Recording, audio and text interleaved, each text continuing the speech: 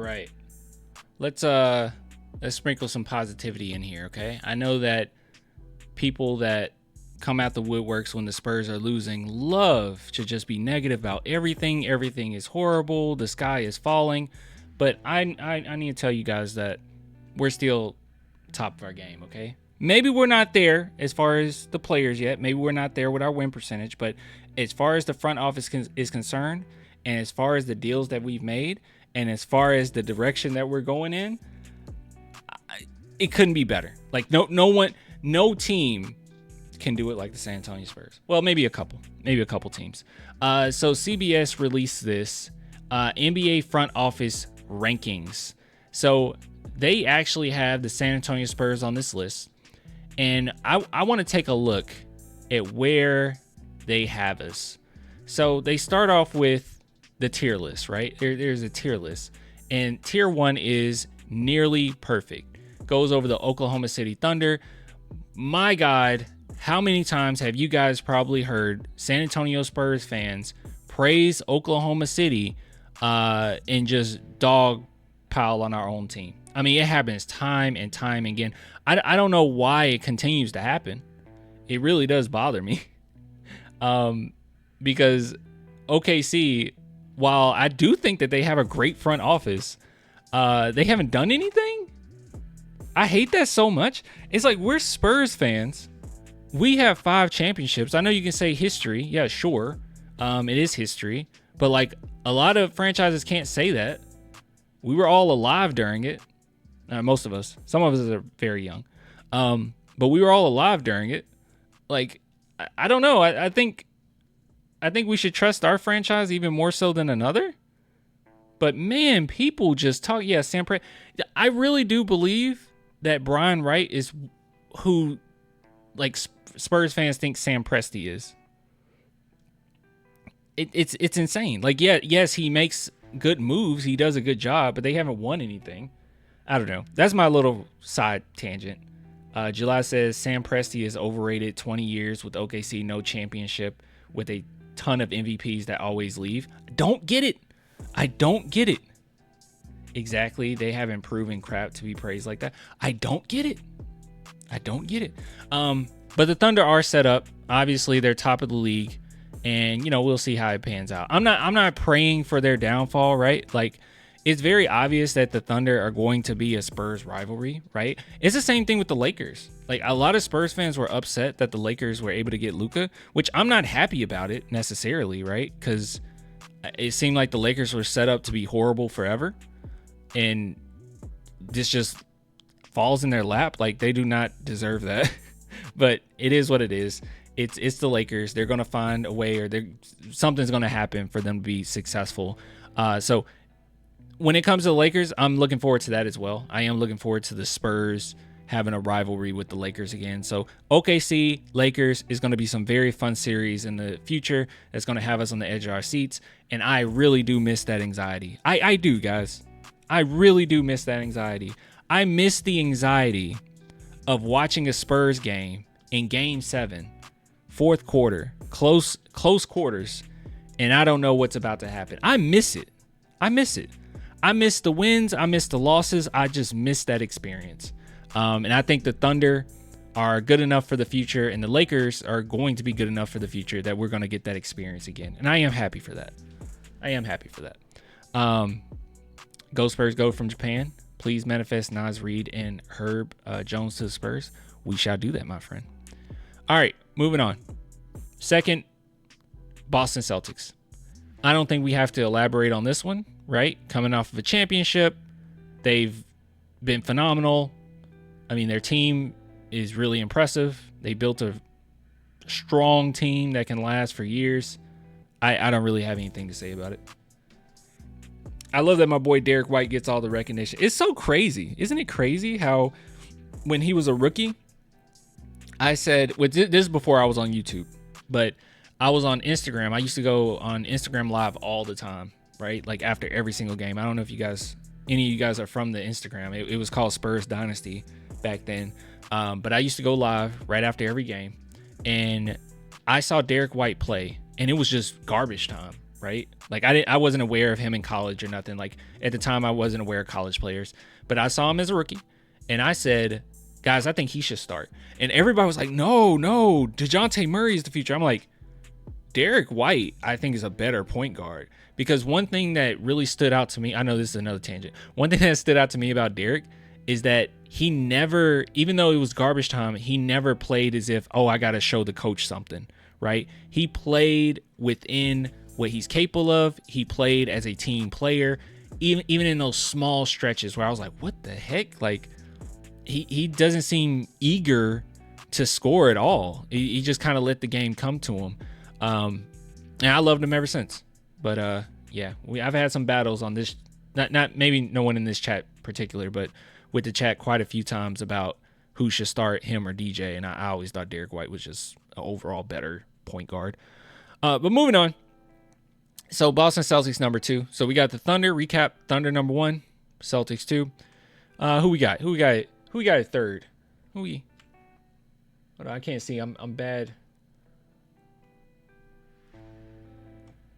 I'm bad at seeing here. Let's see. What does it say?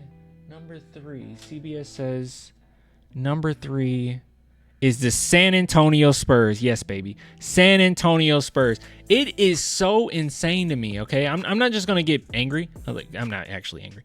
But I'm not going to yell at anybody for this. But, like, man, we are spoiled.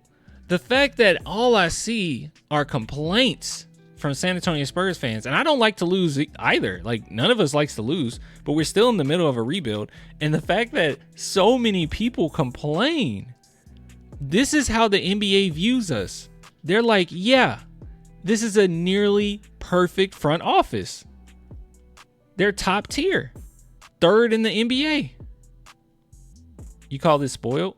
Yes, we are very much so spoiled that you literally tank for a season and you get a generational talent. Yes, you are spoiled.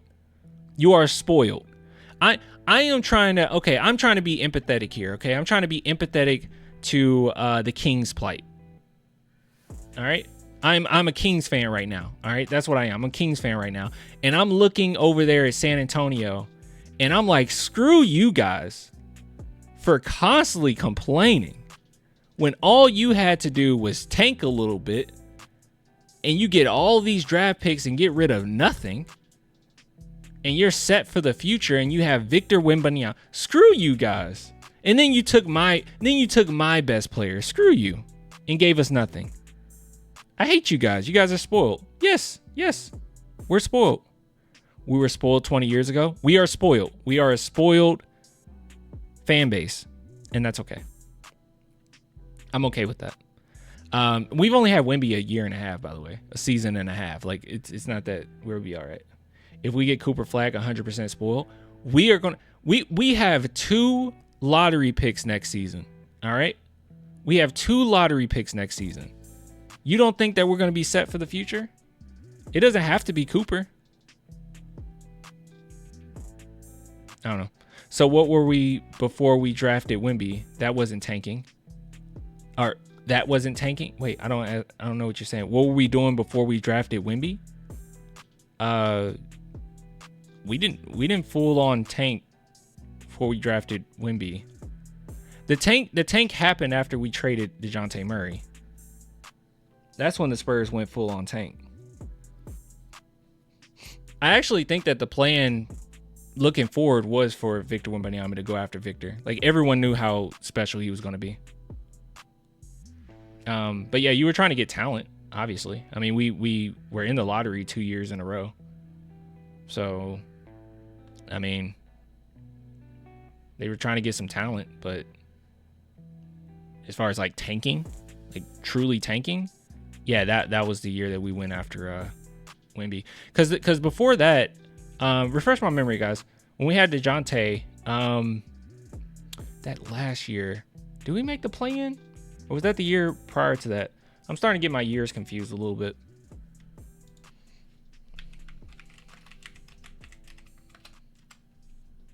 Because I remember one year where we made the play-in, and I was like, guys, I don't want to make the playoffs. And everybody was like, what? I was like, yeah, I don't want to make the playoffs. We need talent. We don't have enough talent. Let's see. Record by year. We were competitive, but not good enough to win a playoff series before DJ trade. Yeah. Now, the DJ trade was the definitive tank. Spurs knew exactly what was going to happen from that. All right, here we go. Yeah, I'm sorry, bro. Yes, that's a full-on tank.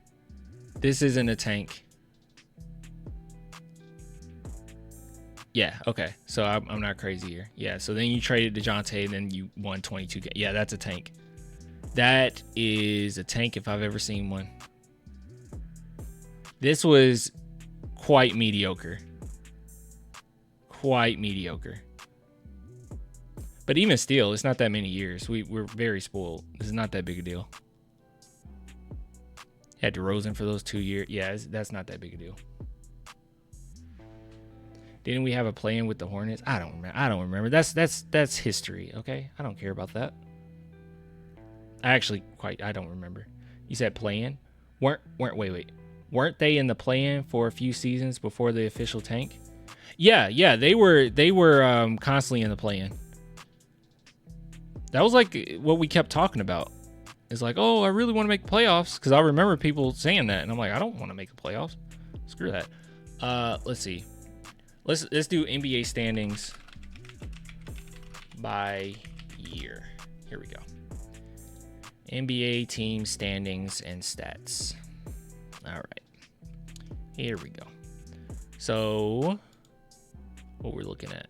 We're looking at 2019, 2020. That was a weird year for many reasons.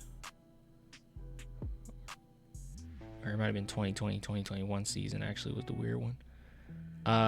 We were 11th seed. So that's not the play-in. Actually, was the play-in even invented at that point? Was there a play-in in this year? 2019, 2020?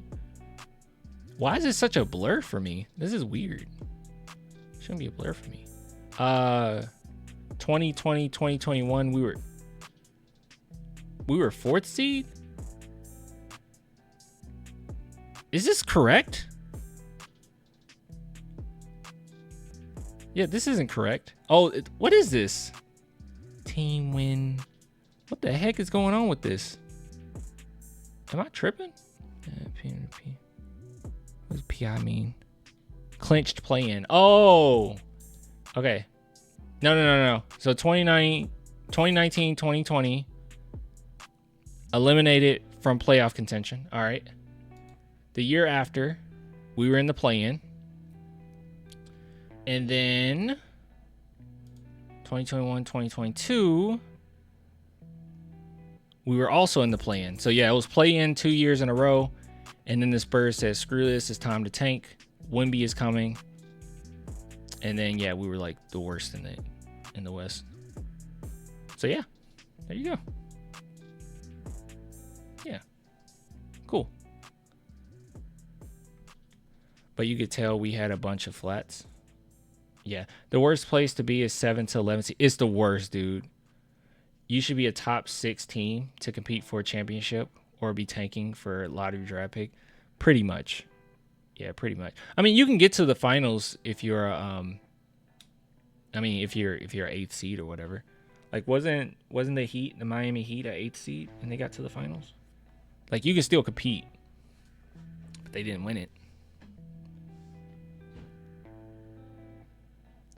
Spurs will get from this draft regardless of where they end up.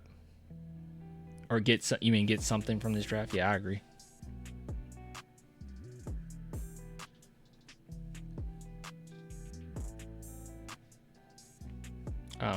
Anyways, just wanted to bring up that this is how the NBA views us, right?